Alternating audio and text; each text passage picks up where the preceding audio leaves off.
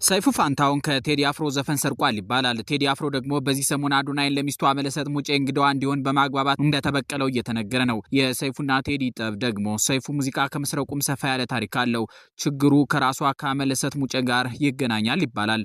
አንድ የጣቢያችን ምንጭ ሰይፉ አመለሰትን በወጣትነቱ ሊያገባት ፈልጎ በቴዲ አፍሮ መቀማቱን ነግሮናል። የአመለሰት ሙጬና የሰይፉ ፋንታውን የግንኙነት ወሬ ከከተማ ወሬነት ከፍ ያለ ነው ወይ ብለን የጠየቅነው ምንጩ በድምጻዊ ቴዎድሮስ ካሳሁን ቴዲ አፍሮና በጋዜጠኛ ሰይፉ ፋንታውን መካከል አለመግባባት ተፈጥሯል። ምንጮቻችን እንዳሉት ከሆነ ቅዳሜና እሁድ ይወጣል ተብሎ ከሚጠበቀው የቴዲ አፍሮ አልበም ውስጥ ብርሃናዬ የተሰኘው ስራ ባልታወቁ አካላት ተሰርቆ በማህበራዊ መገናኛ ዘዴዎች ላይ በመለቀቁ ምክንያት ጸቡ እንደተፈጠረ ነው የነገሩን። እንደ ምንጮቻችን ገለጻ ባለፈው ጥር 2009 ዓ.ም የአልበሙ የመጨረሻ ስራዎች ወይም ማስተሪንግ በሙዚቃ አቀናባሪዎች አማኑኤል ይልማ ስቱዲዮ በሚካሄድበት ጊዜ ስፍራው ከነበሩት የአርቲስቱ የቅርብ ሰዎች አንዱ ሰይፉ ፋንታውን ነበር።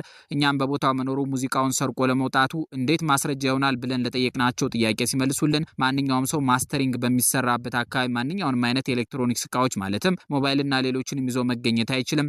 የቴዲ አፍሮ ማናጀር እንደሚለው ከሆነ ግን በዚያን ቀን ሰይፉ ስልክ ላናግር ብሎ ከስቱዲዮ እንደወጣና ከትንሽ ደቂቃዎችም በኋላ እንደተመለሰ በጊዜውም በስራ ጥድፊያ ላይ ስለነበሩ ብዙም ትኩረት እንዳልሰጡት ተናግሯል ብለውናል። ምንጮቻችንም አክለው የቴዲ አፍሮ ፕሮሞሽናል ማናጀር ብስራት አበበ ሰይፉን ሐሙስ ቀን ቦሌ መድኃኔዓለም ሸገር ህንፃ ላይ በሚገኘው ቢሮው ላይ ስለ ጉዳዩ ያነጋገረው ሲሆን ንግግራቸው ግን ጸብ ቀረሽ የነበረና ሰይፉም ባለፈው ቴዲን ያሳሰርከው አንተነ ብላችሁ ስሜን አጠፋችሁ፣ አሁን ደግሞ ሙዚቃ ሰርቃል ብላችሁ ስሜን ድጋሚ ልታጠፉ ነው ወይ ብሎ በብስጭት እንደተናገረ ምንጮቻችን ገልጠዋል። በቀጣይ ነገሩን ለማብረድ ሽማግሌዎች እንደ ከዚህ ቀደሙ ማግባባት እየሰሩ ነው፣ መግባታቸው አይቀሬ ነው ብለዋል ተብሎ የሚነበብ በጊዜው የሆነውን ነገር የሚገልጽ ዘገባ አጋርቶናል። ከዓመታት በፊት ታምራት ነገር ያሳትማት በነበረች ጋዜጣ ላይ ይሰሩ እንደነበረ የጠቆሙ አንድ ጋዜጠኛ ደግሞ በማህበራዊ ትስስር ገጻቸው ሰይፉ ፋንታውን የሆነ ወቅት ላይ ቴዲ አፍሮ ላይ ከተነሱ ሰዎች መካከል ራሱን ድሎ ኑሮ ቅዳሜ ምሽት ላይ ጨብሲው አድርጎት እንደነበር ይታወሳል። ይህንን ምንጩ በወቅቱ የታወቀ ክፋት አዲስ ነገር ጋዜጣ ቁም ነገር ብላ ባልተለመደ መልኩ ርዕሰ አንቀጿ ላይ ችርስ ሰይፉ በማለት ለሰይፍሻ ድጋፏን መግለጿ የሚታወስ ነው። የሚገርመው የታምራት ነገራ ጋዜጣ አዲስ ነገር ባልተለመደ መልኩ በአንድ ህትመት ሁለት ርዕሰ አንቀጽ የተጻፈባት የመጀመሪያዋ ጋዜጣ ነበረች። ይህን በቴዲ አፍሮ ላይ የተቀነባበረ ዘመቻ ሲካሄድ ታሜ ባልተለመደው መልኩ ከጋዜጣዋ ተቀባይነትና ተደራሽነት አኳያ አሳፋሪ የነበረ ተንኮል ውስጥ ራሱን መዶሉ በወቅቱ መነጋገሪያ ነበር። በዕለቱ ምሽት ላይ አሉላ እንዳገኘሁት ግለሰብን በርዕሰ አንቀጽ ላይ ማብጠልጠልን በተመለከተ ስንወያይ ቢሮአቸው በዚያን ዕለት የተቀበለው የስልክ ጥሪ ህልቆ መሳፍርት እንዳልነበረው ነግሮኛል ሲሉ ጽፈዋል። ሰይፉ ፋንታውን ታላቁን የሙዚቃ ሰው ክቡር ዶክተር ቴዎድሮስ ካሳሁን ገርማሞን ለምን ጠምዶ እንደያዘው ሲጠየቅ ምክንያቱ ከአመለሰት ሙጬ ጋርም ይገናኛል። ስለ አመለሰትና ሰይፉ ግንኙነት የሚወራው ነገር ተሰንዶ ባይቀርብም ጭምጭምታዎች ግን ጎላ ያሉ ናቸው። የሆነ ሆኖ በቅርቡ የሰይፉ ፋንታውን ፀሐይ እየጠለቀች የቴዲ አፍሮ የመገናኛ ብዙሃንን ከጀርባ የመዘወር አቅም እየጠነከረ ይመስላል።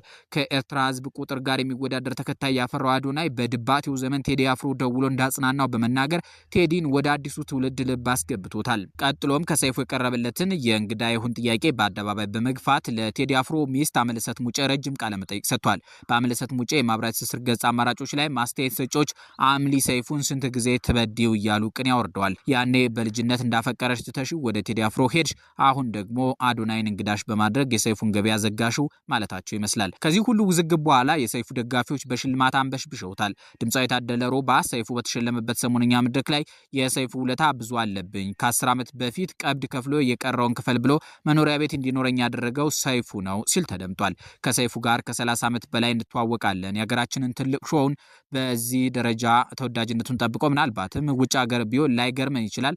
በዚህ ሀገር የገበያና ሌሎች ጉዳዮች አንጻር ግን እዚህ መድረስ ትልቅ ጥንካሬ ነው። የማስታወቂያ ባለሙያ ሳውንሶም ማሞ ከዚህ አንጻር የተናገረው ነው።